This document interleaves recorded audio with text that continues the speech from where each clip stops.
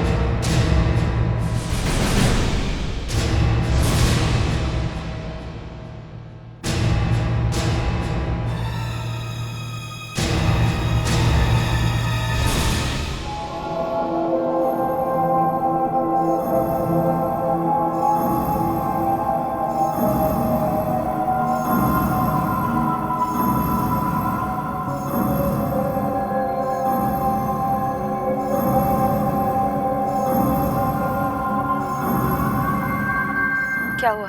भाग गए और क्या। मिस्टर मल्होत्रा, ये सब क्या है? ये वही फॉलोअर्स हैं जो दीव से पीछा करते करते यहाँ तक पहुंचे, लेकिन आप उन तक कैसे पहुंच गए? मुझे कुछ समझ में नहीं आ रहा, मैं यहाँ क्यों और कैसे हूँ। जब मेरी नींद खुली तो मैं जंगल में था, परेशान, बस यही सोच रहा था कि मैं अकेला कैसे आ गया हूँ। ऐसा क्या हुआ होगा कि आप लोगों ने मुझे अकेला छोड़ दिया? आप लोग मेरे साथ नहीं है। बहुत डरा हुआ था मैं, भटक गया था जंगल में, रास्ता ढूंढ रहा था जंगल से बाहर आने का कि तभी ये लड़का और लड़की मिले और मुझे हमला कर दिया। वो लोग आप पर हमला क्यों करेंगे? उनके दादा ऐसा हरगिज नहीं चाहेंगे। कुछ तो गड़बड़ है। कल कुछ और माजरा था, आज कुछ और है। आप ही की तरह मुझे भी कुछ समझ में नहीं आ रहा। पता नहीं क्यों गुस्सा करने लगे मुझ पर, कहने लगे कि मैंने उन्हें धोखा दिया है, दुश्मनों को अपना बना लिया है, दादा की खास बातों को आप पर जाहिर कर रहा हूं। क्यों कह रहा था उनसे ये सब? और फिर कहने लगे कि मुझे उनकी सब बातें माननी चाहिए, वो सब करना चाहिए जो वो कहते हैं मुझे। और फिर अचानक मुझे मारने पीटने लग गए। आप नहीं जानते कितनी बड़ी मुश्किल से बच के आए हैं। क्या हो गया मुझे? अब आप ठीक है? You okay now? Ruby, mister Malhotra को साथ ले चलते हैं, इन्हें भी फर्स्ट एड की जरूरत है। जी, आइए है? मिस्टर मल्होत्रा, आइए।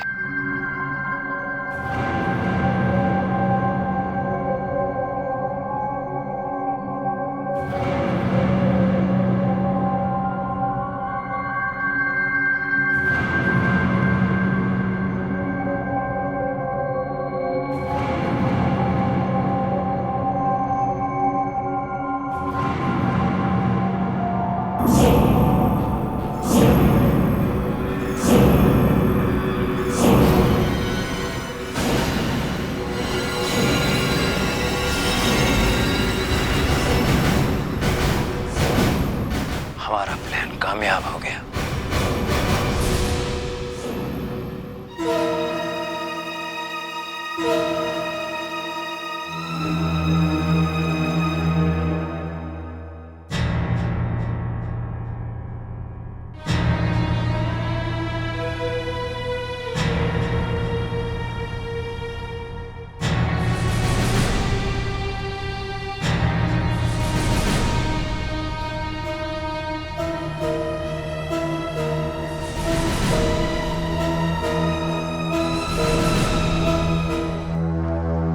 पांच चाय बाहर भेज दो।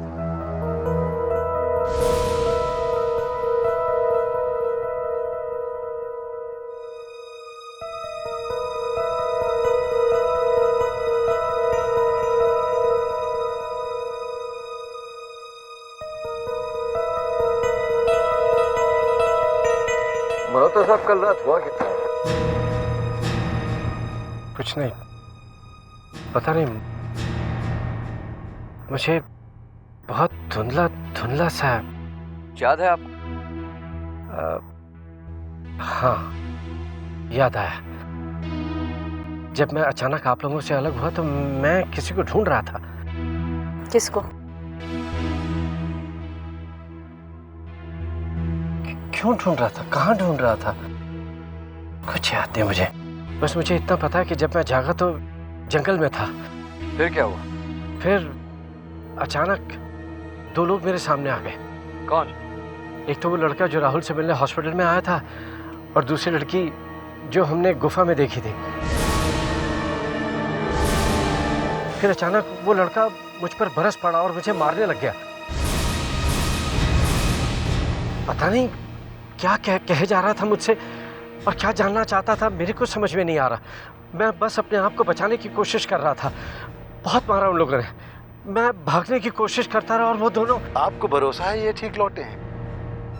कहीं ऐसा तो नहीं कि कल की हालत में लौटे हो? ये कैसी हालत में था? कल रात जब हम सब बैठे हुए थे, अचानक से आप उठकर चले गए। और ये लड़का कौन है? आपको मिलने से पहले ये हमें सड़क में घायल मिला था।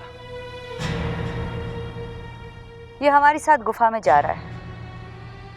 वो अपनी मंगेतर के साथ गुफा जा रहा था। उन्होंने एक गाइड भी हायर किया था। अचानक रास्ते में उस गाइड ने विकराल स्वरूप धारण कर लिया और दोनों पर हमला किया। ये तो बच गया, लेकिन उसकी मंगेतर, पता नहीं क्या हाल है उसका। अगर जिंदा है तो जंगलों में कहाँ भटक रही है, किस हालत में है, डोंट नो। ओह, क्या हुआ मिस्टर मल्होत्रा? जब मैं जंगल में भटक रहा था तब मैंने एक डरी हुई लड़की की रोने की आवाज सुनी।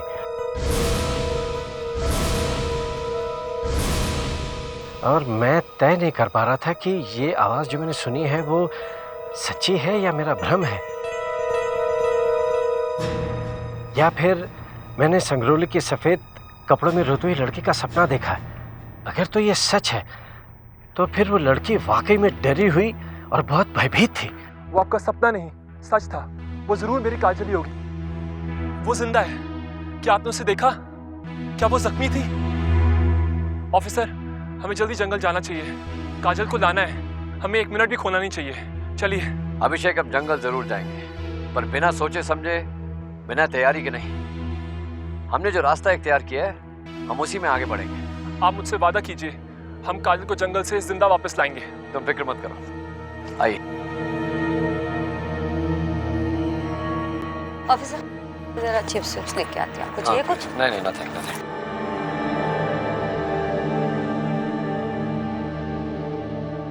ऑफिसर, मुझे जो भी कुछ याद था मैंने आपको बता दिया, लेकिन जो मुझे याद नहीं है, मुझे बताएंगे कि कल रात में क्या कह रहा था? क्योंकि देवा गाइड के बातों से तो यही लगा कि मैं बुरी हालत में था। आपकी पूरी पर्सनालिटी बदल गई थी। पहले तो लगा कि आप पागल हैं, लेकिन फिर समझ में आया कि राहुल और उसके फॉलोअर्स ने आपके मन को, आपके शरीर को अपने वश में कर लिया था। हमारे प्रति काफ़ी गुस्से भरा व्यवहार था आपका। कुछ ऐसी बातें कर रहे थे जिसके बारे में आपको पता भी नहीं था। जियो में हुई हत्याओं के लिए आप राहुल का बचाव कर रहे थे। दाता की ऐसी बातें कर रहे थे जिसके बारे में आपको कुछ पता ही नहीं है, जैसे कि गोम्स को अब तक उस शैतानी शक्ति ने क्यों नहीं मारा। आप सिर्फ वही कह रहे थे जो आपसे कहलवाया जा रहा था। फिर आपने मुझ पर हमला भी किया। मैं माफ़ी चाहता हूँ। कोई बात नहीं मिस्टर, कल आप नहीं थे। ऑफिसर, सुना है कि लोग वशीकरण कर लेते, लेकिन जब मैं उनके वश में था तो नॉर्मल कैसे था? क्योंकि आप भगवान को मानते हैं मिस्टर मल्होत्रा। ये शैतानी ताकत जो जी चाहे कर ले, लेकिन जीत हमेशा अच्छाई की होती है। राहुल का अंत अब बहुत नजदीक आ गया मिस्टर मल्होत्रा। ऑफिसर, राहुल का अंत अब बहुत नजदीक आ गया mister Malhotra. Officer, I am sorry, मैं माफ़ी चाहता हूँ। देखिए ऑफिसर, मुझे अब भी राहुल के बारे में बुरा सुनकर बहुत अजीब सा लगता है। उसकी सच्चाई जानकर एक बाप का दिल अपने बेटे की मौत की बात सुनकर दहल जाता है। पल भर के लिए सही, नाराजगी तो होती है ना एक बाप को। किस तरह मैं अपने आप को संभालूं मैं जानता हूं। ऑफिसर, मैं अंदर से एकदम खोखला हो गया हूं। ऐसा लगता है कि दिन पर दिन मेरी ताकत नष्ट होती जा रही है। आप विश्वास रखिए मिस्टर मल्होत्रा, हम अपने मंजिल के बेहद करीब हैं और जल्दी हम उन 3 खंजरों का राज भी हासिल कर लेंगे। उसके बाद आपकी जिंदगी फिर आपकी हो जाएगी। नहीं ऑफिसर, मैं और सुधा पहले जैसे नहीं हो पाएंगे। मुझे समझ में नहीं आता ये सब क्यों हुआ, कैसे हुआ, क्या करूं मैं, किस पाप की सजा। मिस्टर मल्होत्रा, मिस्टर मल्होत्रा, क्या हुआ? कुछ नहीं, बातें करते करते चक्कर आ गया उन्हें। सारी रात जंगलों में भटके हैं, कितनी मार खाई है, कोई अंदरूनी चोट हो सकती है, डिहाइड्रेटेड भी हो सकता है। आई थिंक हमें उन्हें डॉक्टर के पास लेके जाना चाहिए। देवा, यहाँ पास में कोई क्लिनिक है क्या? इस इलाके में डॉक्टर नहीं वैद्य मिलेंगे, और जिसे मैं जानता हूँ कच्चे रास्ते से जाने में तकरीबन 6 घंटे लगेंगे। संभालिए। ठीक है, रूबी समझदारी इसी में है कि मिस्टर मल्होत्रा को मैं वैद्य के पास लेकर जाऊं। तुम देवा और अभिषेक के साथ वो जो गांव पीछे छूट गया, वहां जाकर मेरा इंतजार करो। मैं कल सुबह तक लौट आऊंगा। वैसे भी सबको आराम करने का मौका मिल जाएगा। हर गुजरते हुए पल के साथ काजल को पाने की उम्मीद कम होती जा रही है। कल सुबह तक न जाने उस पर क्या घट जाए। काजल को तो इस वक्त हर मिनट सदियों की तरह महसूस हो रहा होगा। हालात तुम्हारे सामने हैं, काजल को कल ढूंढेंगे। तब तक तुम थोड़ा आराम करो, थोड़ी जान आ जाएगी। मेरी जान तो वहाँ जंगल में अटकी हुई है। चलिए मिस्टर मल्होत्रा, आइए बैठिए। बैठिए।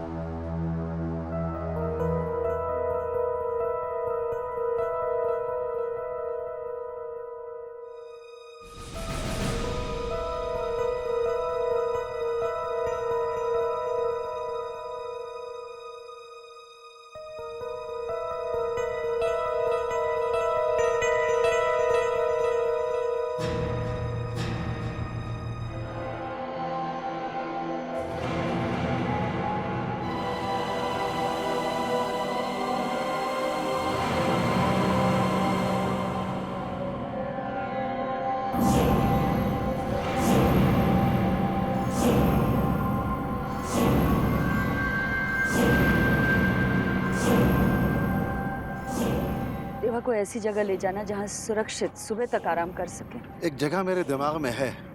मैं कैसे निश्चिंत रह के आराम कर सकता हूँ, ये जानते हुए कि मेरी काजल इस वक्त इन खतरनाक जंगलों में कितनी मुसीबत झेल रही होगी। अभिषेक, इस वक्त हम में से कोई भी इस हालत में नहीं है कि काजल की मदद कर सके। कल ऑफिसर आ जाएंगे तो हमारे पास मौका भी होगा और साधन भी। Please try and understand. मैं आप लोगों की मदद पर निर्भर हूँ, मगर पता नहीं कहीं कल रात तक बहुत देर ना हो जाए। तुम खुद अपनी हालत देखो, क्या तुम इस हालत में काजल की मदद कर पाओगे? तुम्हें आराम की जरूरत है, उसके बाद ही तुम उसकी मदद कर पाओगे।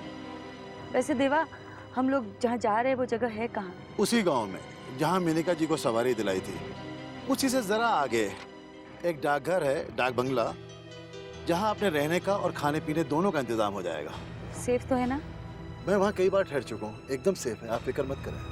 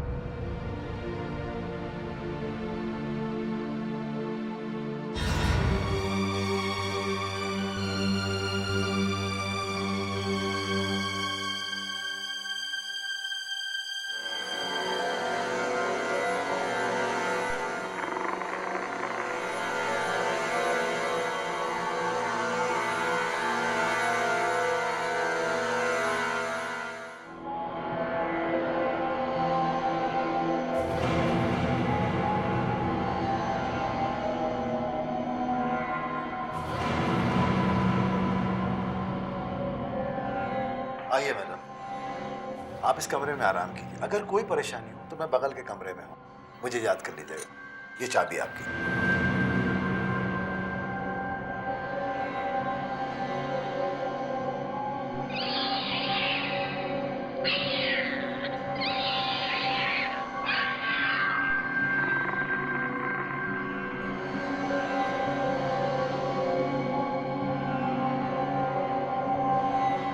क्या हुआ अभिषेक?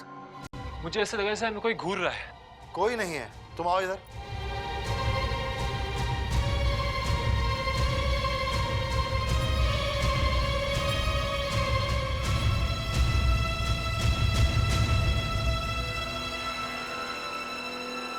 ये अपना रूम है, इधर वॉशरूम है और इधर बेडरूम है। तुम जाके जब तक फ्रेश हो लो, मैं जाके आराम कर लेता हूँ।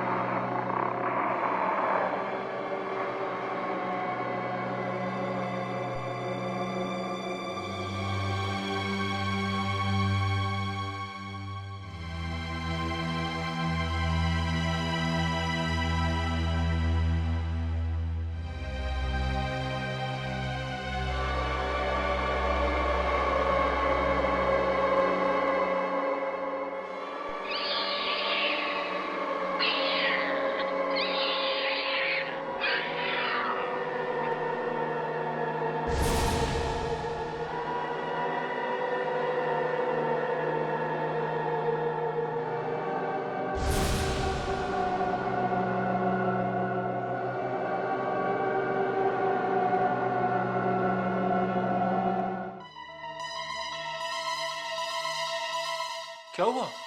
कुछ नहीं। देवा भाई, एक बात कहूं, इस देश का कोई भी पढ़ा लिखा नौजवान इस बात का विश्वास नहीं करेगा जो भी इन जंगलों में होता है। पर क्यों होता है इन जंगलों में ये सब? क्यों होता है ये खूनी खेल? अगर ऐसा होता तो ये गांव, ये बस्ती यहाँ नहीं होती, ये लोग यहाँ नहीं रह रहे होते। तो मेरे साथ ऐसा क्यों हुआ? क्योंकि तुम यहाँ से होकर गुफा जा रहे हो। अब ऑफिसर मल्होत्रा जी और रूबी जी को देख लो, वो भी गुफा जा रहे हैं। कितनी परेशानियों का सामना करना पड़ रहा है उनको। तो क्या जो भी गुफा जाना चाहता है उसके साथ यही होता है? हर एक के साथ ऐसा नहीं होता। काफ़ी कहानियाँ जुड़ी हुई हैं। क्या सच है क्या झूठ है ये तो ऊपर वाला ही जानता है। लेकिन जितना मैंने पढ़ा है उसमें इस गुफा को शैतानी गुफा ही कहा गया है। आज के इस युग में अचानक ऐसी गुफा कहाँ से आई? ये गुफा बहुत पुरानी है। जैसे पुरानी इमारतों की एक लंबी कहानी है, वैसे इस गुफा की भी हजारों साल पुरानी कहानी है। लेकिन ना जाने तारीख के पन्नों में ये कहाँ खो गई थी। लेकिन तकरीबन 200-225 बरस पहले ये मंजर आम पर आ गई और तब से ये अपना खूनी खेल खेल रही है। अभिषेक, ये गुफा जिंदा है। ये सोचती है आने वाला अगर उसे नुकसान पहुंचाने वाला है तो उसे रास्ते में ही डराती है, और अगर वो डरता नहीं और आगे बढ़ता है तो उसे रास्ते में और या गुफा पहुंचते पहुंचते खत्म कर देती है। देवा भाई, अब मैं समझ गया। जब मैंने इन गुफाओं के बारे में सुना तो मैं आया ये देखने के लिए कि वाकई इन गुफाओं का कोई वजूद भी है या नहीं, और अगर है तो मैं चाहता था कि मैं इनकी कहानी पूरी दुनिया की नजरों के सामने लेकर आऊं। लेकिन शायद गुफा ऐसा नहीं चाहती थी, इसलिए मुझ पर हमला हुआ। अभी तो तुम्हें सिर्फ डराया है। मेरी वजह से मेरी मंगेतर काजल न जाने किस खौफ में होगी। काजल मेरी जिंदगी है, अगर वो मेरे साथ नहीं तो मैं जीकर क्या करूंगा। न जाने मैंने उसे किस मुसीबत में डाल दिया है। हर पल इस डर का सामना कर करके मैं थक चुका हूं। न जाने मेरी काजल पे क्या बीत रही होगी, कहीं उसकी हिम्मत टूट ना जाए। मुश्किल हालात हिम्मत को पैदा कर देते हैं। घबराओ मत। रूबी और अफसर तुम्हारी काजल को जरूर ढूंढ निकालेंगे। तब तक तुम इनके साथ बिल्कुल सेफ हो। घबराओ मत।